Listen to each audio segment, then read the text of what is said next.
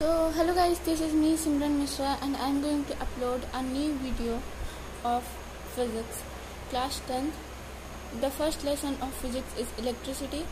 It is related to board exam as well as for other competitive examination. This is my first YouTube video, so I need your support, and so please like my video and also subscribe my videos. So here we go. The chapter name is electricity. So the question arises, what do you mean by electricity? और electricity क्या होती है? तो चलिए हम लोग start करते हैं। और हम लोग ये टॉपिक कहाँ से स्टार्ट करते हैं? एस चंद बुक से। ओके, ठीक है। Electricity is an important source of energy. Electricity क्या है? इम्पॉर्टेंट सोर्स ऑफ एनर्जी है इन मॉडर्न टाइम्स। अभी के दौर में इलेक्ट्रिसिटी एक इम्पॉर्टेंट सोर्स ऑफ एनर्जी है। सो अगर आपसे कोई भी पूछेगा कि इलेक्ट्रिसिटी क्या है, तो it is an source of energy. What source of energy? Important source of energy. Electricity is used in our homes, in industry and in transport. For example, electricity is used in our home for lighting, operating fans and heating purposes.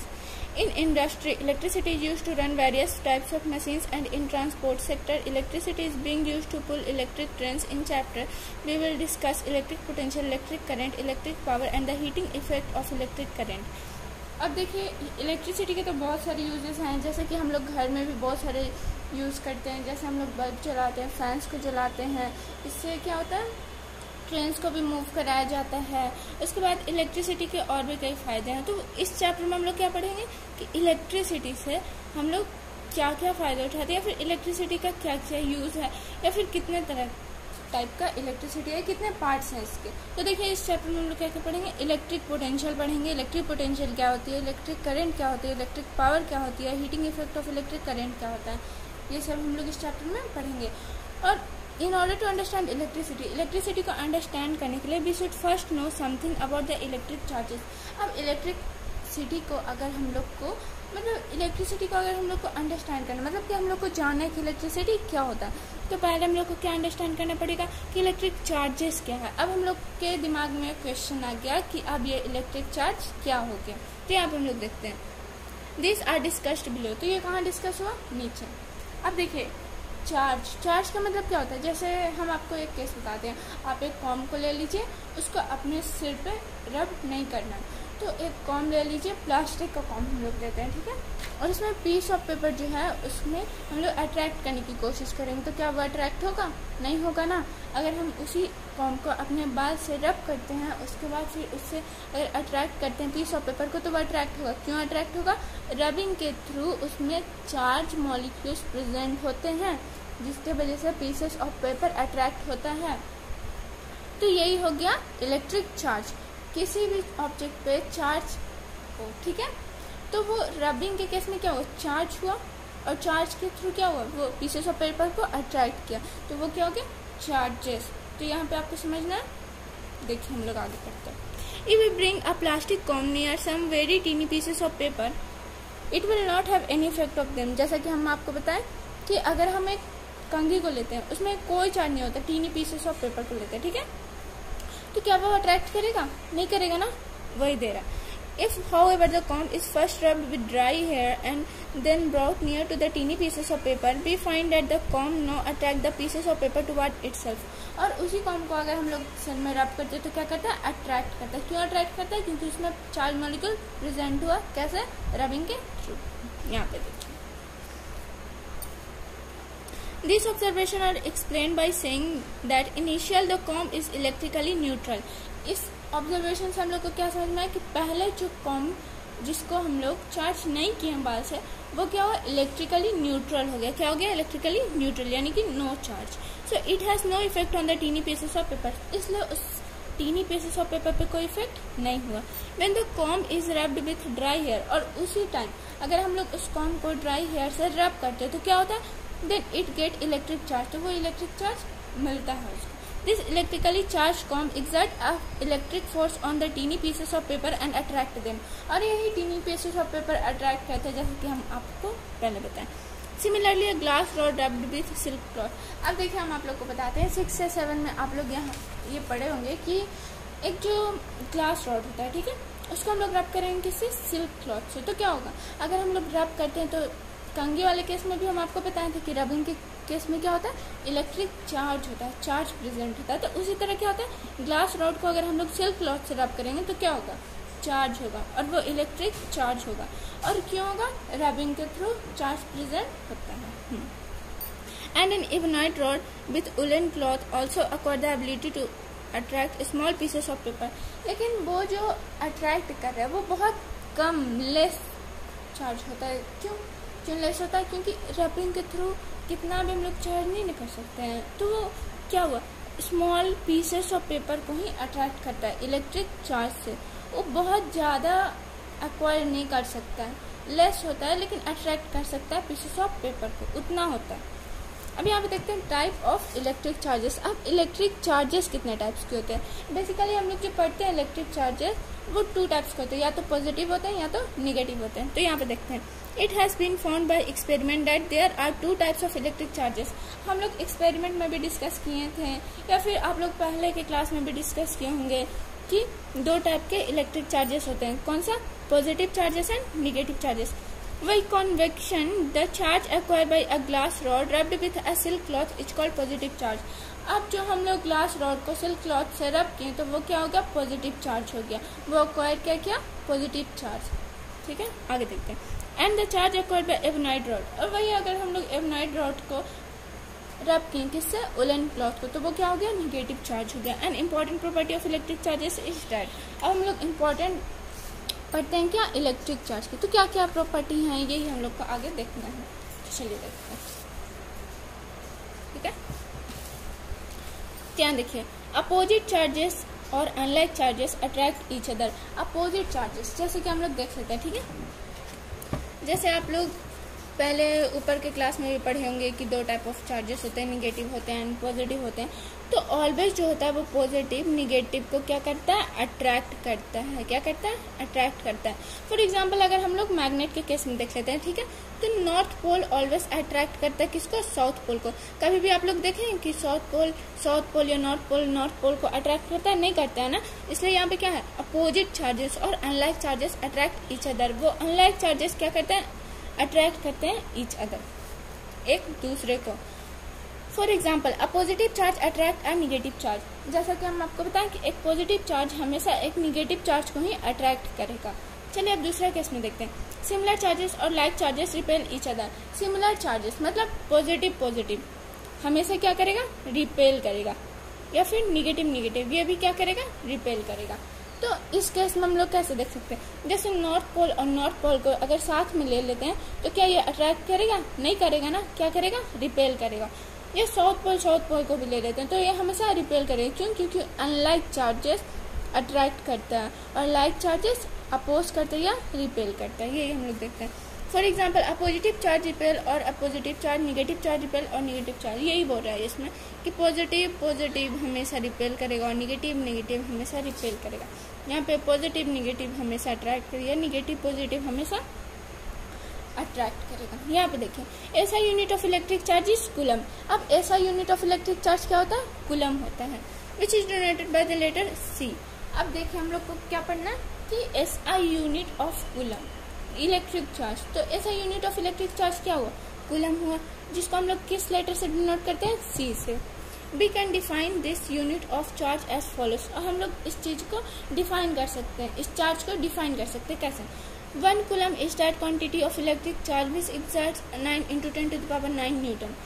1 coulomb charge वो quantity of electric charge होता है जो कि exert करता है एक force of 9 × 10⁻⁹ Newton. ये एक ऐसा इलेक्ट्रिक चार्ज होता है, 1 कूलम में इतना क्वांटिटी ऑफ इलेक्ट्रिक चार्ज होता है जो कि एक्सर्ट करता है एक फोर्स को 9 × 10⁻⁹ newton on an equal charge, एक equal charge placed at a distance of 1 metre from it, जो कि 1 मीटर के डिस्टेंस पे होता है। We now know that all the matter contains positively charge particle called proton. अब हम लोग आगे देखते हैं, क्या देखते हैं, all matter contains positive charge particle और कॉल्ड प्रोटॉन।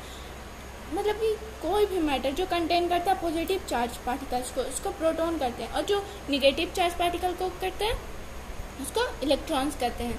चलिए इसको अंडरलाइन कर लीजिएगा, इम्पॉर्टेंट है। और एक क्या, 9 × 10⁻⁹ न्यूटन क्या, इलेक्ट्रिक चार्ज ऑफ 1 कूलम।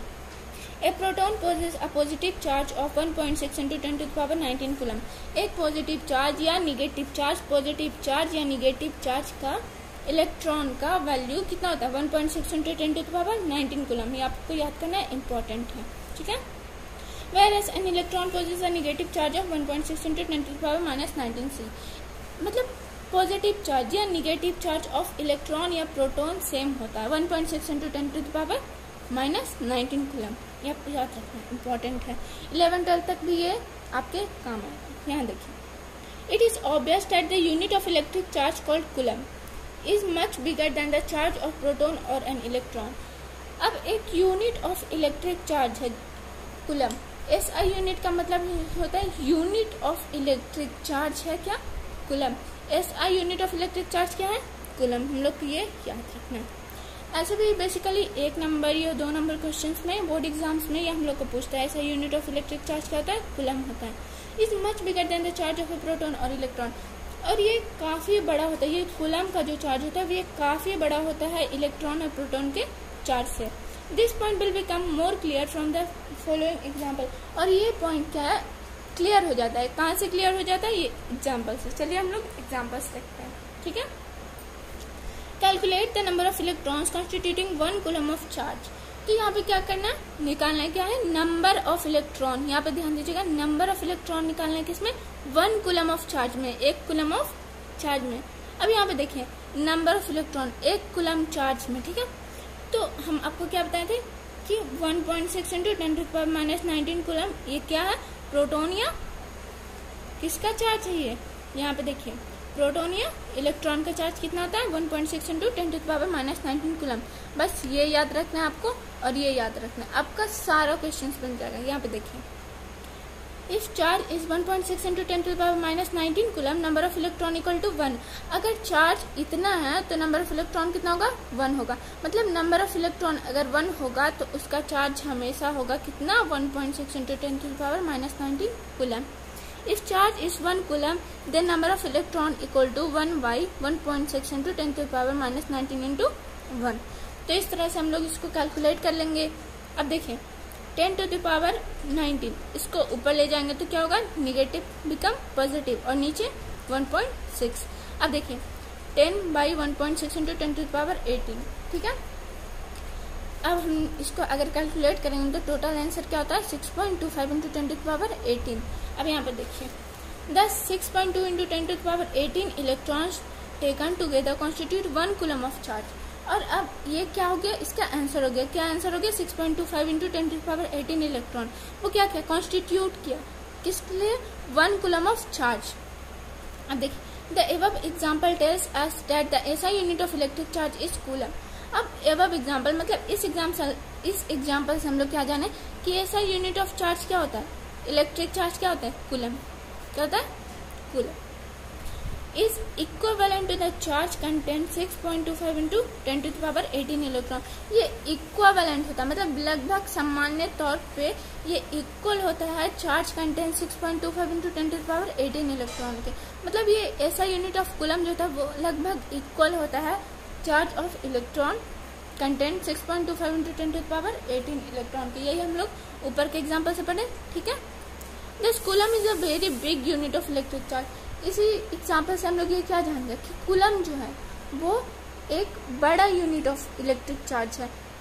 जैसे इलेक्ट्रॉन या प्रोटॉन का चार्ज तो इतना ही हुआ ना, लेकिन हम लोग निकाले 1 coulomb of charge, 1 coulomb of charge. 1 coulomb of charge कितना निकला 6.25 × 10⁻18 और ये काफी बड़ी है। किससे बड़ी है, इससे, इलेक्ट्रॉन या प्रोटॉन के चार्ज से। वही यहाँ पे बता रहा है। अब देखिए हमारे नेक्स्ट टॉपिक क्या है, कंडक्टर्स एंड इंसुलेटर्स। अब यहाँ पे देखते हैं इन सब substances the electric charges can flow easily while in other they can not. कुछ सबस्टेंस ऐसे होते हैं जहाँ पे इलेक्ट्रिक चार्जेस आसानी से पास हो जाती है और कुछ ऐसे भी सबस्टेंसेस होते हैं जिसमें इलेक्ट्रिसिटी आसानी से पास नहीं करती है। तो चलिए हम लोग देखते हैं। So all the substances can be divided mainly into 2 electrical categories. So सारे सबस्टेंसेस को 2 इलेक्ट्रिकल कैटेगरीज में बांटा गया। कैटेगरीज मतलब डिवाइड किया गया है, किसमें किसमें, कंडक्टर्स एंड इंसुलेटर्स में। अब यहाँ पे देखिए कंडक्टर का मतलब क्या होता है, कंडक्ट करना किसी भी चीज को, ठीक है, यहाँ पे देखते हैं। और इंसुलेटर का मतलब इंसुलेट, देखिए दो substances through which electric charges can flow, वैसा सबस्टेंस जिसमें इलेक्ट्रिक चार्ज फ्लो करे उसको कंडक्टर्स कहते हैं। वैसा सबस्टेंस जिसमें इलेक्ट्रिक चार्ज फ्लो करे उसको कंडक्टर कहते हैं। समझ गए? Those substances through which electric charge can flow are called conductors. या तो क्या, but the flow of electric charges is called electricity. लेकिन फ्लो ऑफ इलेक्ट्रिक चार्ज को क्या कहेंगे? इलेक्ट्रिसिटी कहेंगे। देखिए यहाँ पे से इलेक्ट्रिसिटी का भी एक डिफिनेशन निकल गया। और देखिए आपको याद रखना, इलेक्ट्रिसिटी का भी और ये कंडक्टर्स का भी हमेशा 1 नंबर या 2 नंबर में बोर्ड एग्जाम्स में पूछता है। तो ये देखिए, दो substances through which electric charges can flow are called conductors. वैसा सबस्टेंस जिसमें इलेक्ट्रिक चार्ज फ्लो करता है उसको कंडक्टर कहते हैं। But the flow of electric charge is called electricity. लेकिन फ्लो ऑफ इलेक्ट्रिक चार्ज को इलेक्ट्रिसिटी कहते हैं। अब यहाँ पे देखिए, so we can also say that दो substances through which electricity can flow are called conductor. और हम लोग सामान्य तौर पे ये भी कह सकते हैं कि वैसे सबस्टेंस जिसमें इलेक्ट्रिसिटी फ्लो करे उसको कंडक्टर कहते हैं। यहाँ पे इलेक्ट्रिक चार्ज कहा गया, ठीक है। आपको एक कंफ्यूजन होगा कि मैम तो पहले बोली कि those substances through which electric charge can flow are called conductor, और यहाँ पे बता रही कि those substances through which electricity can flow. तो देखिए ऐसा नहीं है, फ्लो ऑफ इलेक्ट्रिक चार्ज ही इलेक्ट्रिसिटी होता है। तो flow of electric charge, flow of electric charge, electric charge can flow, ठीक है। तो इलेक्ट्रिक चार्ज को इलेक्ट्रिसिटी लिख सकते हैं ना। तो यहाँ पे क्या दिया, दो substance through which electricity can pass. तो इसमें कुछ कंफ्यूजन वाली बात नहीं है। आप इलेक्ट्रिक चार्जेस भी लिखेंगे तो भी सही होगा और इलेक्ट्रिसिटी कैन फ्लो भी लिखेंगे तो भी सही होगा। All metals like silver, copper and aluminium are conductor. सभी मेटल्स जैसे कि सिल्वर हो गए, कॉपर हो गए या एल्यूमिनियम हो गए, वो सब कंडक्टर्स का काम करते हैं। क्यों? क्योंकि उसमें इलेक्ट्रिसिटी फ्लो करती है। क्यों फ्लो करती है? क्योंकि वो गुड कंडक्टर्स होते हैं, मतलब इलेक्ट्रिसिटी उसमें फ्लो कर सकती है, इलेक्ट्रिक चार्ज उसमें फ्लो कर सकता है। अब देखिए सिल्वर जो है वो तो आप लोग जानते ही हैं कि कॉस्टली पड़ता है as compare to copper and aluminium. तो सिल्वर महंगी पड़ती है, तो हम लोग अपने घर में वायरिंग पर्पसेस के लिए तो सिल्वर की यूज कर नहीं सकते, इसलिए या तो हम लोग कॉपर की यूज करते हैं या तो एल्यूमिनियम का यूज करते हैं हम लोग के होम में। आर कंडक्टर्स, ये क्या है? कंडक्टर है। क्यों? क्योंकि इसमें इलेक्ट्रिसिटी पास होती है, इलेक्ट्रिक चार्ज पास होता है। यहाँ पे देखिए, the metal alloy such as nichrome, manganin and constant. Alloy क्या है? Alloy are homogeneous mixtures of metals as well as non metals. आपके दिमाग में अलॉय क्या है? अब अलॉय कुछ नहीं है, ये होमोजेनस मिक्सचर्स ऑफ मेटल है या नॉन मेटल है, मतलब दोनों के साथ करता है। अब इसका एग्जांपल लिख दीजिए, नाइक्रोम, मैंगनीन या कॉन्स्टेंट। नाइक्रोम वायर जो है वो बेसिकली आयरन में यूज होता है, नाइक्रोम वायर क्या, मैंगनीन हो गया या constant, which are used for making heating elements of electrical appliances. जो यूज होता है heating elements of electrical appliances में। हीटिंग एलिमेंट्स जैसे हम आपको बताया ना, आयरन वगैरह में या इलेक्ट्रिकल अप्लायंसेस में यूज होता है। Are also conductors but their electrical conductivity is much less than that of pure metal. लेकिन उसकी इलेक्ट्रिकल कंडक्टिविटी जो होती है वो much less of pure metal होती है, मतलब कि काफी कम होती है प्योर मेटल से उसकी कंडक्टिविटी। क्या conductivity? Electrical conductivity of conductors are much less than pure metals. काफी कम होती है प्योर मेटल से उसकी इलेक्ट्रिकल कंडक्टिविटी, ये यहाँ पे बता रहे हैं। Carbon in the form of graphite is also a conductor. अब कार्बन एक फॉर्म ऑफ ग्रेफाइट में भी कंडक्टर कहलाता है, ठीक है। Human body is fairly a good conductor. ये तो आपको भी पता होगा कि ह्यूमन बॉडी एक फेयरली गुड कंडक्टर है। कैसे गुड कंडक्टर है? अब आप डायरेक्टली जाइएगा, स्विच के अंदर अपना हाथ डालिएगा तो क्या आपको इलेक्ट्रिक शॉक लगेगा या नहीं लगेगा? लगेगा ना। क्यों लगेगा? क्योंकि ह्यूमन बॉडी क्या है? फेयरली या गुड कंडक्टर। तो कहीं पे भी आप लोग देखते हैं कि आपके घर में या फिर कहीं पोल पे आता है इलेक्ट्रिकल अप्लायंसेस को ठीक करने के लिए, आपके घर में भी, तो किसी भी स्विच को छूने से पहले वो अपने आप को ढकता है। किससे? वो ग्लव्स पहने हुए होगा या फिर वो चप्पल क्या है? रबर, मतलब स्लीपर्स। वो क्या होता है? रबर का बना हुआ होता है, इसलिए क्या होता है? गुड कंडक्टर को डायरेक्टली कन्वर्ट करता है बैड कंडक्टर। देखिए रबर जो है वो बैड कंडक्टर है, ठीक है। तो अगर हम लोग ग्लव्स पहन लेंगे अपने हाथ में रबर का तो वो बैड कंडक्टर है, तो कभी भी इलेक्ट्रिसिटी को फ्लो होने देगा? नहीं होने देगा ना। तो वही यहाँ पे बता रहा है कि किसी भी इलेक्ट्रिकल अप्लायंसेस को हम लोग टच करने से पहले ग्लव्स पहन लेते हैं। क्यों? क्योंकि वो बैड कंडक्टर होता है। ठीक है, किस चीज की ग्लव्स, हमेशा याद रखिएगा, रबर की ग्लव्स। यहाँ पे देखिए, दो substances through which electric charge can not flow are called insulator. अब वैसे सब्सटेंस जिसमें इलेक्ट्रिक चार्ज फ्लो नहीं करती है उसको इंसुलेटर्स कहते हैं, इसे अंडरलाइन कर लीजिएगा। वैसा सब्सटेंस जिसमें इलेक्ट्रिक चार्ज फ्लो करेगी वो कंडक्टर हो गया, जिसमें इलेक्ट्रिक चार्ज फ्लो नहीं करेगी वो इंसुलेटर हो गया। इलेक्ट्रिक चार्ज जहाँ पे फ्लो करती है उसको इलेक्ट्रिसिटी बोलते हैं। यहाँ पे पढ़ाई थे ना आपको, flow of electric charge is called electricity. ठीक है, इन अदर वर्ड्स दो substances through which electricity can not flow is called insulator. मतलब जिसमें इलेक्ट्रिसिटी फ्लो नहीं करेगी वो इंसुलेटर हो गया। अब इंसुलेटर्स का एग्जाम्पल देखिए, सबसे पहले आया ना ग्लास, आया कि नहीं, तो वही बता रहे हैं, ग्लास आर इंसुलेटर्स। क्यों insulators? Bad conductor of electricity, can not flow electricity on insulators. Ebonite हो गया, रबर हो गया। Most plastic, paper, dry wood, cotton, mica, bakelite, porcelain and dry air are all insulator because they do not allow electric charges. अब ये सब क्या है? Allow नहीं करते इलेक्ट्रिक चार्जेस को टू फ्लो थ्रू देम, इसलिए ये सब बैड कंडक्टर। कुछ कुछ एग्जांपल्स आप लोग को याद करने चाहिए, कुछ कुछ तो आपको याद भी हो, जैसे ग्लास हो गया, एबोनाइट हो गया, रबर हो गया, प्लास्टिक हो गया, पेपर हो गया, ड्राई वुड हो गया, कॉटन हो गया, मिका हो गया।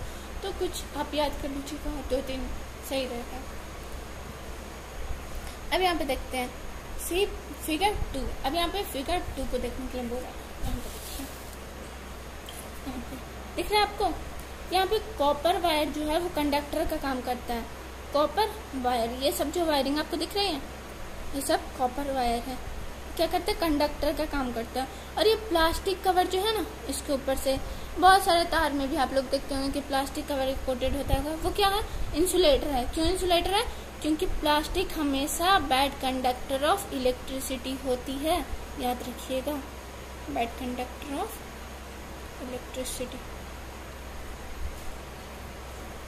ठीक है, तो प्लास्टिक का वायर हमेशा इंसुलेटर होगा और कॉपर वायर हमेशा कंडक्टर्स होगा, क्योंकि इलेक्ट्रिसिटी को पास होने देगा, इलेक्ट्रिसिटी को पास नहीं होने देगा।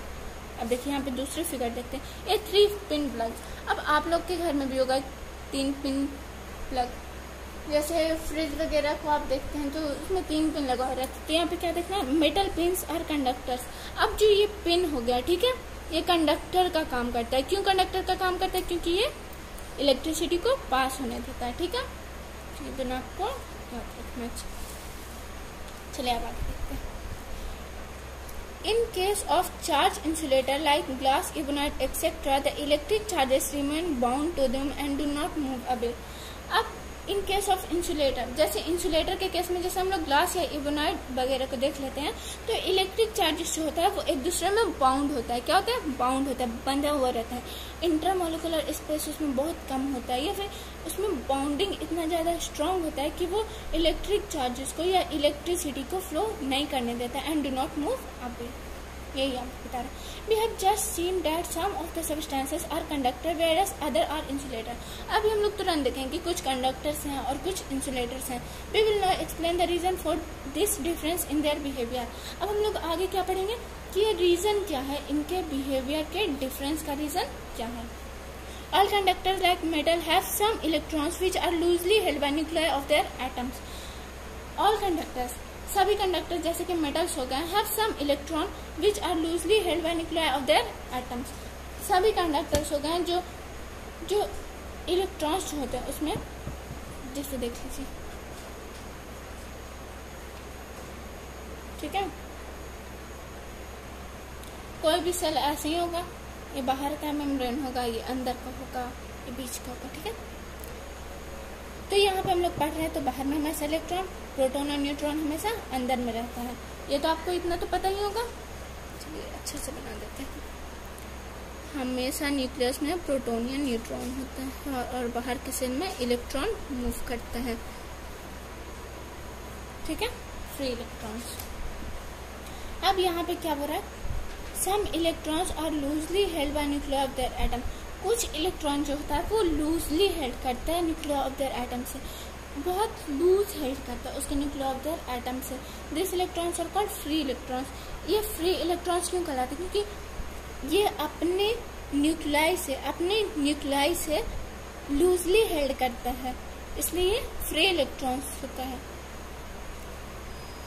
ऑल कंडक्टर्स लाइक मेटल्स, सभी कंडक्टर्स जैसे मेटल्स, हैव सम इलेक्ट्रॉन्स, कुछ इलेक्ट्रॉन्स होते हैं जो कि लूजली हेल्ड करते हैं by the nuclear of their atoms, nuclear of their atoms से। These electrons are called free electrons, और उसी इलेक्ट्रॉन्स को हम लोग फ्री इलेक्ट्रॉन्स कहते हैं। And can move from one atom to another, और ये जो फ्री इलेक्ट्रॉन्स होता है वो मूव कर सकते हैं वन एटम से अनदर एटम में through out the conductor, conductor के थ्रू। ऐसे भी कंडक्टर को हम लोग क्या पढ़े थे, दो substances which electricity can flow are called conductor.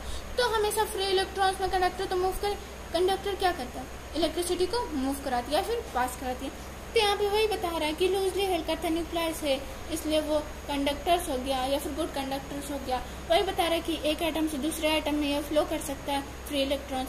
The presence of free electrons in a substance make it a conductor of electricity, और प्रेजेंस ऑफ फ्री इलेक्ट्रॉन ही एक सब्सटेंस को कंडक्टर ऑफ इलेक्ट्रिसिटी बनाता है। ये हम लोग को पढ़ना, ठीक है। प्रेजेंस ऑफ फ्री इलेक्ट्रॉन के प्रेजेंस में ही एक सब्सटेंस एक कंडक्टर का काम करती है। The electrons present in insulator are strongly held by nuclear, जैसे कि यहाँ पे हम लोग लूजली हेल्ड ऑफ न्यूक्लियर देख लिए हैं, तो कंडक्टर में देख लें कि लूजली हेल्ड होता है न्यूक्लियर से देयर एटम्स में, तो इंसुलेटर में क्या होगा, स्ट्रांगली हेल्ड होगा उसके न्यूक्लियर से। Since there are no free electrons, insulator में कभी भी फ्री इलेक्ट्रॉन्स मूव नहीं करेंगे। क्यों नहीं मूव करेंगे, क्योंकि वो स्ट्रांगली हेल्ड करते हैं उसके न्यूक्लियर से। Which can move from one atom to another, and insulator does not allow electric charges to flow through it। और ये बोल इंसुलेटर कभी भी अलाउ नहीं करेगा इलेक्ट्रिक चार्जेस को फ्लो करने के लिए। क्यों नहीं फ्लो करने के लिए चाहेगा, क्योंकि इसमें फ्री इलेक्ट्रॉन्स प्रेजेंट नहीं होते हैं। अब यहाँ पे देखते हैं, electricity can be classified into two parts, static electricity and current electricity. अब इलेक्ट्रिसिटी बेसिकली टू टाइप में या टू पार्ट में होती है।